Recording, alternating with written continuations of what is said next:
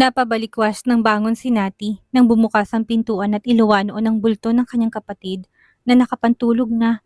Nagulat siya sa biglaang pagpunta nito doon nang hindi man lang kumakatok. Naninig niyang pagiging seryoso nito sa kanyang muka. Sandaling naghinang ang kanilang mga mata. Bumalangkas ang katanungan ni Nati na hindi naman pinansin ng kanyang kapatid. Bakit ka nandito, Kuya Nick? Nilingon niya si Brixton na mahimbing pa rin ang tulog. Halatang nagbabawi ng lakas na nawalang anak niya. Sinundan ng tingin ni Nick ang batang nasa kama. Wala pa ring imik ito kaya nababahala na si Nati. Nararamdaman niya na mayroong problemang kapatid at hindi niya mahintay na malaman yon. Nasa labas si Tito. Gusto kang makausap. Mag-usap kayo. Kailangan niya mag-usap. Naghang ng ilang segundong isipan ni Nati. Si Gaston? Anong pakialam niya sa kanya kung nasa labas? Saka anong oras na yon? Bakit kailangan pang sundan sila mag-ina dito? Hindi man lang ba nito naisip na nakakaabala siya? May sayad bang utak niya para makipag-usap? Hindi, ayaw niyang makipag-usap. Ni ayaw niyang makitang mukha nito. Wala naman silang kailangang pag-usapang dalawa. Tapos na ang lahat sa pagitan nila. Tinapos niya na yon. Mag-aaksaya lang siya ng laway. Ganun at ganun pa rin naman ang resulta ng kanilang magiging pag-uusap. Walang pupuntahan. Ibinuka ni Nati ang kanyang bibig upang magsalita at mariing tumanggi, ngunit hindi niya magawang ituloy yon lalo na at lumakad ng kapatid niya papunta sa kama. Kay Brixton, sinundan niya ito. Clueless pa rin sa gagawin. Sa silid ni Nixon na lang muna si Brixton matutulog. Doon silang tatlo ni Skyler. Bakit, Kuya Nick? Hindi, wala na kaming dapat pag-usapan ni Gaston. Hindi sumagot si Nick na binuhat ng pamangkin kahit pa walang pahintulot ni Nati. Hinawi rin ni Nick ang isang kamay ni Nati nang subukan niyang kunin si Brixton sa kanyang pagkakabuhat. Yumakap naman ang kamay ni Brixton sa leg niya, ngunit after ng dalawang hakbang ay nagising ito at nakilala siya. Tito Nick? Sasilid ka muna ni Nick sa matutulog ha? Miss ka na niya? Hiwalay ka na muna sa mami mo. Hagod ni Nick sa ulo ni Brixton na muli nang ipinikit ang mga mata na halatang saglit nang naalimpungatan sa pagtulog. Humabol pa si Nati, ngunit pinigilan na naman siya ni Nick gamit ang puno ng authority ng mga mata. Yung tipong kailangan niyang sundin ang gusto nito na mangyari dahil kung hindi malilintikan siya. Talk to him. Mag-usap kayong dalawa ni Tito. For Brixton, huwag kang matigas ang ulo, Natalia. Walang nagawa si Nati kung hindi ang hayaan na makalabas ang silid. Ang kanyang kapatid tangay ang kanyang anak na si Brixton. Kahit naman magmatigas siya, wala pa rin naman siyang magiging laban. Desidido ang kapatid niya na pag-usapin sila. Dahil kung hindi, ito na mismong taboy paalis kay Gaston. Napaisip tuloy siya kung anong idinahilan ng dating gobernador upang mapapahayag ang kapatid niya. Buti pumayag si Nati sa lubong ni Krisa sa asawa sa harap ng silid ng kanilang anak. Siyempre, takot lang sa akin ng kapatid ko. Mayabang na sagot ni Nick na kinurot lang ni Krisa. Pinagtimpla pa ni Krisa ng gatas si Brixton. Tahimik na pinanood nilang mag-asawa na matulog ito sa tabi ni Nixa. Na himbing ng tulog ng mga sandaling yon. Nang makatulog na ito ng tuluyan ay sinita na ni Krisa ang asawa sa pagpupumilit nitong mag-usap ang kapatid dito at ang tiyuhin niya. Alam mong may away sila as sa brother, hindi ba dapat hindi mo sila pagbabatiin? Mukhang si Tito na naman kasi ang may problema sa kanila. Wala akong nakikitang mali sa kagustuhan at gawa ni Nati. Hindi sa kinakampihan ko siya dahil babae siya. Pero ganun man palaging issue sa kanilang dalawa. Kailangan nilang mag-usap. Mukhang hindi lang sila nagkakaunawa ang dalawa. Hay nako, sa bagay hindi nga naman natin alam ang punot dulo ng away nila. Pero bakit pinagsama mo sila sa iisang silid? May iba ka pa bang plano? Parang dagang binigay mo si Nati sa alaga mong pusa. Saan mo sila gustong mag-usap? Sa sala? Privacy na lang yun. Matanda na sila, kaya dun sila. Saka anong daga? Si Nati ang pusa sa kanila at si Tito ang daga. Pagtatama pa ni Nati sa kanyang sinabi. Well, aren't you afraid that Tito Gaston will bully Nati again? Ikaw talaga ha, dapat sa study room pa lang. Hearing this, Nick chuckled. Kilala niyang kapatid. Galit nang ito kung kaya ganon pero mahal niya pa rin naman ang tiyuhin ng asawa. At malamang ay nag-iinarte lang din ito. Si Natalia Bentacourt pa ba? Matiis ang isang Gaston Barcelo. Ang dami na niyang sinakripisyo, ngayon pa ba siya susuko? Kalokohan niya yon. Imposibleng basta na lang niya itong bibitawan. Sa palagay niya, kulang lang sila sa usapan ngayon. Mahinang natawa na si Nick nang makitang umirap na naman sa kanyang asawa. Sus, may anak na nga sila. Ano pang inaalala mo, Krisa? Nasa kanila na yun kung paano sila magbabati. Humagikik na lang din si Krisa ang nai-imagine na silang nag-aaway-bati din doon nitong si Nick. Ganun talaga kapag bago pang relasyon. Madalas ang away at bati, kaya kailangan nga talaga nilang mag-usap. Tss, ang dami mong alam. Halika na nga sa silid natin at baka magising natin ang mga bata. Giniya si Gaston ng maid na sinabihan ni Nick na sasama sa kanya kung nasang silid si Nati. Kumakalaman sa gutom ang kanyang sikmura ay hindi niya yun alintana. Mula umaga pa nang hindi siya kumakain, panainom lang ng tubig upang wag siyang ma-dehydrate. Tinatak niya sa kanyang isipan na deserve niya yon. Ang pahirapan ng kanyang sarili dahil sa kasalanang ginawa niya sa mag-ina. Katok na lang po kayo, Mr. Barcelo. Ngiti ng maid na kagad siyang iniwan. Ilang minutong pinalipas ni Gaston, nanatili lang siyang nakatayo doon, nakatitig sa nakasaradong pinto. Sa loob noon ay naroon ang babae. Iniisip na niya kung anong una niya sasabihin kapag binuksan na ito ng pintuan. Diretso ba siyang hihingi ng tawad? Hindi niya alam. May imagine pa lang na wala namang pagmamahal ang mga titig ni Nati. Parang nangihina na siya. Pinapanawan na siya ng lakas niya. Kailangan kong maging matapang. Huminga ng malalim si Gaston at takmang kakatok na nang kusang bumukas ang pintuan at tumambad sa kanya. Ang mukha ni Nati na bagamat ang tamlay ay buhay na buhay pa rin ang mga mata dahil siya nakatago nitong galit. Hinagos siya ng babae ng tingin mula ulo hanggang paa. Mukha siyang gusgusin. Nanggigitata sa alikabok ang kanyang suot na damit na halata ng dahil dun sa kanyang naging biyahe. Kakabakasan ng pagod ang mga mata na alam ni Nati na ilang gabi na kagaya niya ay kulang na kulang to sa tulog. Inirapan siya ni Nati upang itagong nantig niyang puso sa itsura nito. Napalunok naman ng laway si Gaston na lalong hindi na nakakilos sa kanyang kinatatayuan doon. Ano? Magtititigan na lang ba tayo dito? Ayaw mong pumasok? Mabilis na pumasok sa loob. Nang silid si Gaston kahit pa gusto niyang sabihin kay Nati na babawasan niyang timbang. Noon lang kasi niya napagmasdan ng mabuting babae mula nang magkaroon sila ng problema. Hindi niya na lang yun sinatinig dahil paniguradong babarahin na naman siya nito ng sagot. Nasaan si Brixton? Ang bungakala ni Gaston ay naroon sa silid na yun ng anak nila kaya itong una niyang hinanap. Kinuha siya ni Kuya Nick. Dinala doon sa silid ni Nixa. Sagot ni Nati na maingat sinara ang pinto. Galit man ay hinagod pa rin niya ng tingin si Gaston habang hindi ito nakatingin. Dry na dry ang labi nito at parang hinang-hina. Namumutla rin ang mukha na parang naubos ng kanyang lakas na taglay. Parang lantang gulay na nabilad sa araw matapos nabunutin sa kanyang mga ugat. Wala itong energy. Dito ka lang, may kukunin lang ako sa ibaba. Walang imik na kumuha si Nati ng ekstrang tsinelas. Bumaba rin siya at kumuha ng cup noodles at tinapay. Dinagdagan niya yun ng tubig. Sa palagay niya tama na yung pantawid ng gutom niya. Hindi na niya kailangan pang mag-effort na lutuan to ng pagkain. Ano siya, importanteng tao? Magtiis siya sa noodles. Kung ayaw niyang kainin at maging choosy, magugutom siya na hindi nadala ng konsensya niya yon. Kumain ka, baka mamaya mag-collapse ka sa gutom. Ako pang sisihin kung mawala ka sa sarili. Dahil sa gutom. Ang dami mong pera, hindi ka man ang kumain bago pumunta dito. Ano, para mukhang kaawa-awa ka? Tinanggap ni Gaston ang tray na may laman ng pagkain. Hindi siya kumakain ng instant na mga pagkain kagaya noon dahil naniniwala siyang hindi yun maganda sa kalusugan. Pero ngayon kailangan niya yung lunukin dahil yun ang inihain ni Nati sa kanya. Isa pa, gutom na siya at pwede na rin naman ito.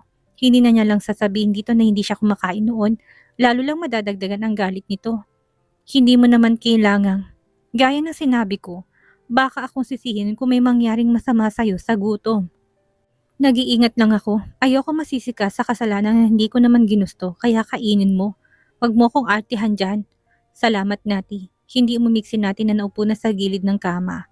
Humalukip-kip siya at ipinakitang hindi pa rin ayos sa kanyang nandoon ng lalaki. Anong oras na yon? Pinanood niyan tahimik na kumain si Gaston sa malit na table na nasa silid. Pilit nitong pinagkasya doon ng kanyang sarili kahit na si Brixton lang ang fit dito. Halata ang gutom kay Gaston na kahit ayaw sa pagkain ay nagawa niyang ubusin, pati ng sabaw noon ay nagawa niyang sairin. Pinagkipit lang yun ng balikat ni Nati na pinapanood pa rin siya doon. Ngayong tapos ka ng kumain, anong dahilan at sinundan mo pa kami ni Brixton dito? Muling untag ni Nati, matapos nitong uminom ng tubig at mailapag ang baso sa gilid ng tray. Kailangan niya ng idiretso ditong laman ng kanyang isipan. Hindi niya napatatagalin. Ang mag-usap tayo, hindi ba? Ano na naman ang ipapangako mo sa akin? Sa amin ni Brixton, nakakapagod ka ng pakinggan sa totoo lang. Hindi bang sabi ko sa'yo, hayaan mo muna ako magpahinga't huminga. Bakit pa kailangan pang sumunod ka? Mababaliw ako, Nati. Mababaliw ka? Kalokohan! Singal ni Nati na bahagyang natawa sa ginamit nitong salita. Iniling ng kanyang ulo at pinapakitang hindi man lang siya doon naniniwala sa lalaki. Baka nga mauna pa akong mabaliw sa'yo kung magbubulag-bulagan pa ako sa mga ginawa mo sa akin. Itigil mo ng drama mo. Nati, alam ko maling-mali ang ginawa ko. Hindi ko yung tinatanggi. Inaako ko. Naging padalos-dalos ako sa kagustuhan ko na makatulong na mapabuti ang bata. Nakokonsensya kasi ako na akong pumili sa ama niya upang gawin ang project na naghatid sa kanya upang mamatay ng maaga. Iba ang guilty ko doon. Kaya kaming dalawa ni Brixton dapat ang mag-suffer? Hindi mo rin maintindihan kung saan galing ang galit ko. Ang hinanakit ko. Marami kang tao. Ang sekretary mo, iutos mo, bakit ikaw mismong gagawa? Yun nga hindi ko naisip, kung kaya naman inaako ko, mali ako. Ang laki ng kasalanan ko sa inyo. Umiling ulit si Nati. Hindi pa rin kumbinsido na kapag pinatawad niya ang lalaki magbabago na ito. Alam mo na gusto ko lang naman ng simpleng buhay, Gaston, kasama si Brixton at ikaw. Ngunit alam mo, ang hindi ko kayang itolerate, yung may kahati ako sa'yo, may kahati kami sa atensyon mo. Narinig mo? Tumayo na si Gaston kung kaya tumayo na rin si Nati nang makitang lalapit ito sa kanya. Ganon din naman pala pero bakit ginawa mo sa amin yun? Mababaw para sa'yo pero sa akin napakalalim nun. Tagos sa tagos sa puso kong sakit noon, Gaston. Dahil nakita ng mga mata ko.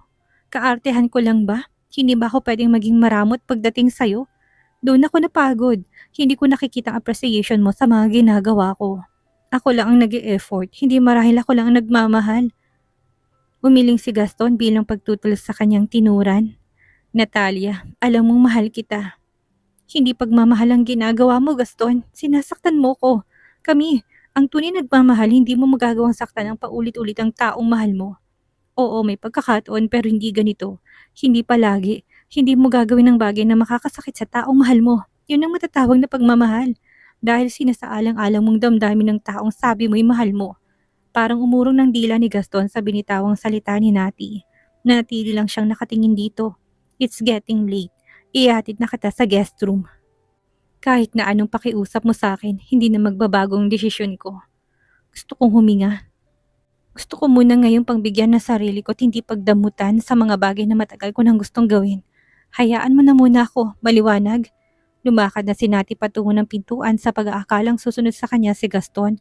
Ngunit nang lingunin niya ito ay nanatili pa rin itong nakatayo kung saan ito kanina, kahit na nakasunod ang mga mata. Halika na, inaantok na ako. Ihatid kita sa guest room. Dito ako matutulog. Sino nagsabi? Sa tingin mo magagawa kang tumabi sa'yo pagkatapos ng away natin? Anong akala mo? Makukuha mo na naman ako sa isang haplos lang?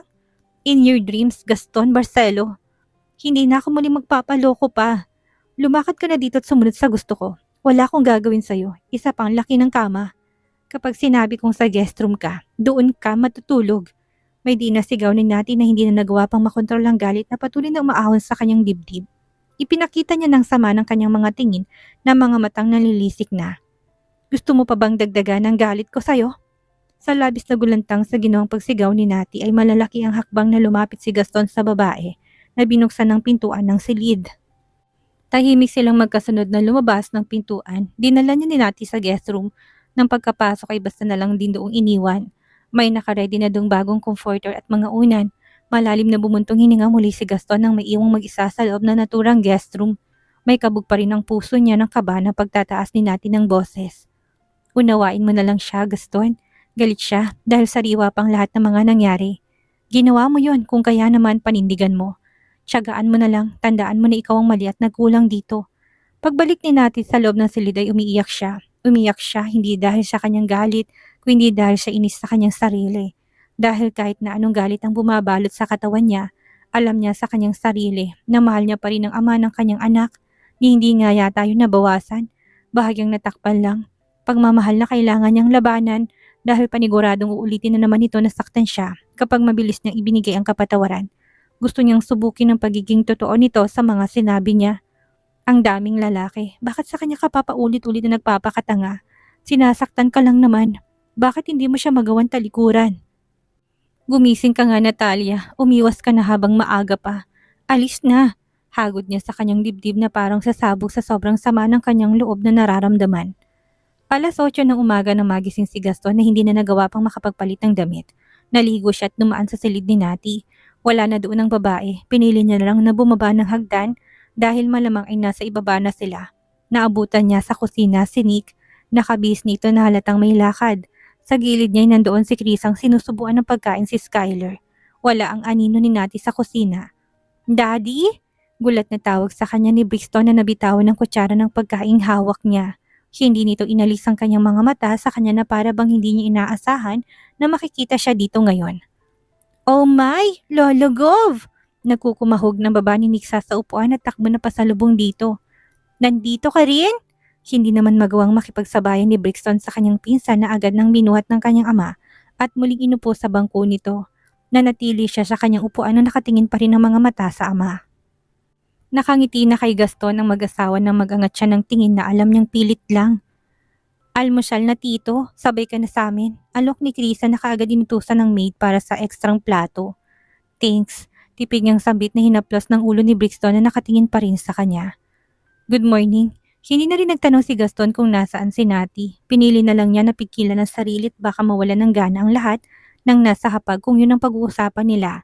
Isa pa, may kasalong mga batang paniguradong magtatanong lalo ang kanyang apo sa pamangkin na lahat ay nais malaman. Maagang umalis si Mommy. Maya may pagbubukas ng usapan ni Brixton na nagtataka na kung bakit hindi hinahanap ng ama ang kanyang ina. Nagpaalam si Nati na magre-report sa kanyang trabaho noon.